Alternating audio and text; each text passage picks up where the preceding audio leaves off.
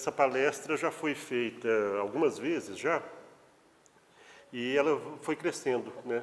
Ela foi crescendo tanto que da última vez ela não foi programada uma apresentação e não foi possível apresentar em uma só vez. E como era na loja Fênix, a gente pôde marcar uma segunda palestra, o que não é possível hoje. O símbolo da cruz, ou a cruz, né, ela é um símbolo universal. A palestra se baseia principalmente nesse texto, né, que se chama A Cruz Universal. Ele foi escrito por três autores, me parece que todos três franceses. E eles fizeram uma pesquisa que eles sintetizaram em poucas páginas relativamente, mas com muitas informações, com muitas coisas interessantes.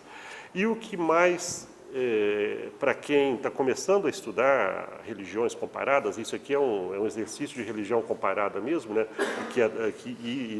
Como estudo de religião comparada está de acordo com o segundo objetivo da sociedade teosófica, e então a gente percebe, né, através de estudos dessa forma, que realmente o estudo das religiões comparadas nos leva a perceber que existem ensinamentos comuns a todas elas.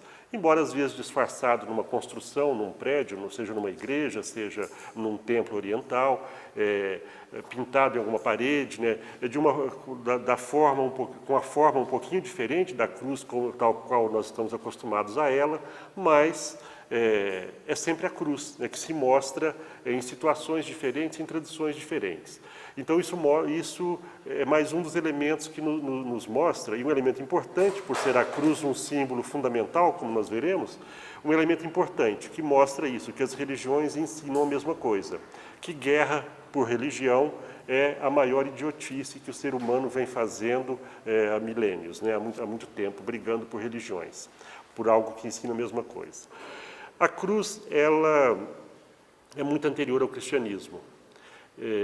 Ela aparece no Egito Antigo, ela aparece nos fenícios, aparece em várias civilizações, em praticamente todas, na Europa Antiga, pré-cristã, em praticamente todas as civilizações antigas a cruz aparece, e continua aparecendo hoje em quase todas também.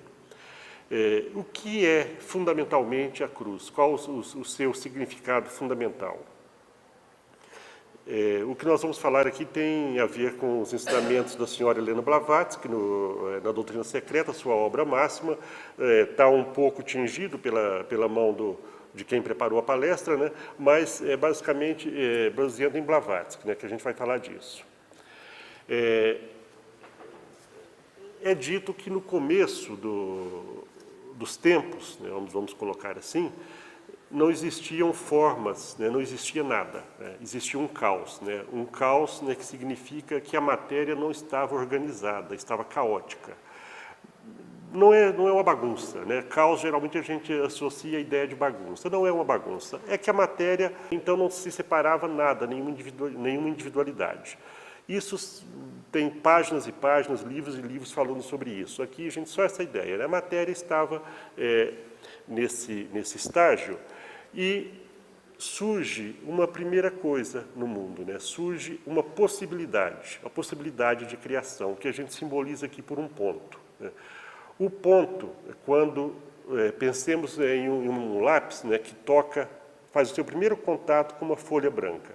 A partir daquele contato, podem surgir infinitas coisas, infinitas formas, letras, imagens, símbolos, tudo.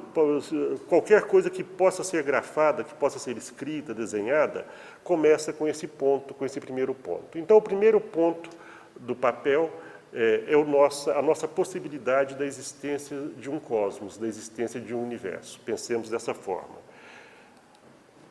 Esse ponto, se nós o projetarmos, né, para as duas, vamos pensar aqui em projetar para as duas direções laterais, nós temos a horizontal.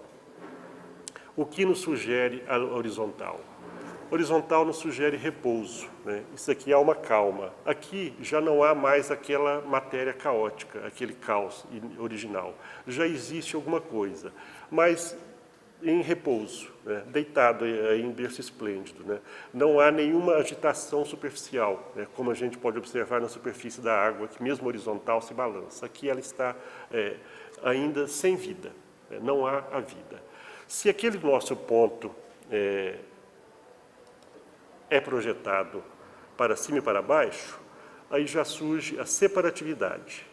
Aí já nós temos 4 coisas diferentes, né, na nossa figura.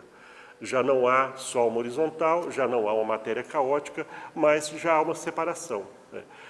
Isso simboliza o espírito, ou a vida, penetrando a matéria e criando as formas diferentes, né, a separatividade que cria todas as formas diferentes que possibilitam que a vida se manifeste e tenha experiências em todas essas formas diferentes, né?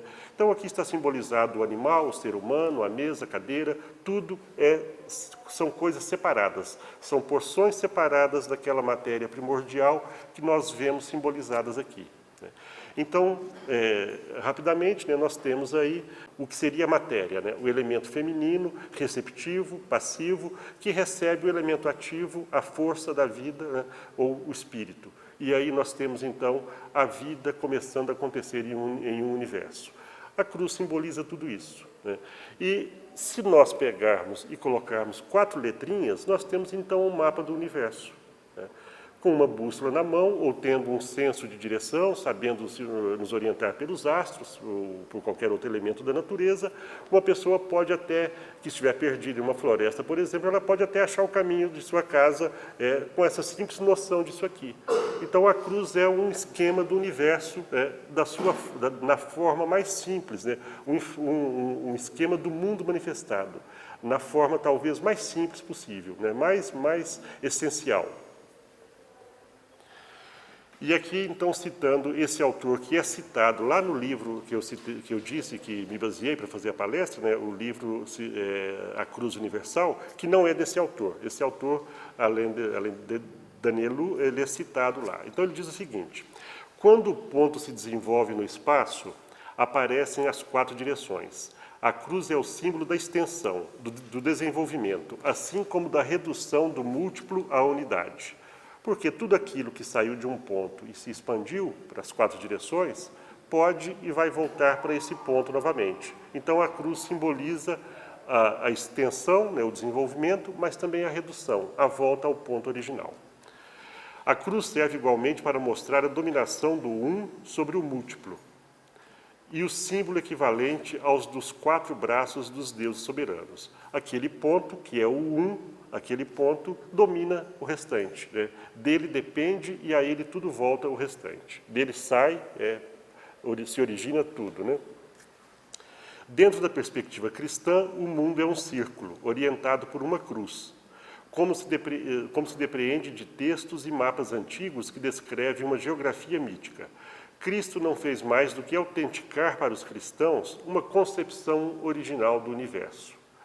Essa ideia, dentro da perspectiva cristã, o mundo é um círculo orientado por uma cruz, quando nós falarmos de Jerusalém, essa ideia vai estar presente. E agora, então, eu vou falar da cruz em várias regiões do planeta, como que ela aparece de formas diferentes. Os índios da América do Norte imaginam o mundo como um círculo quadripartido, a mesma ideia, né, que nós vimos anteriormente. Dentro da perspectiva cristã, o mundo é um círculo orientado por uma cruz. E aqui a mesma ideia. Os índios da América do Norte imaginam o mundo como um círculo quadripartido e definem os valores de cada quadrante, atribuindo-lhes cores específicas, diferentes para cada um. O número 4, ele tem a ver com a matéria, com o mundo material. Nos ensinamentos teosóficos se fala em um quaternário inferior, que é a parte mortal do homem, que seria o corpo físico, a parte energética, o duplo etérico, o corpo astral ou das emoções e o corpo mental.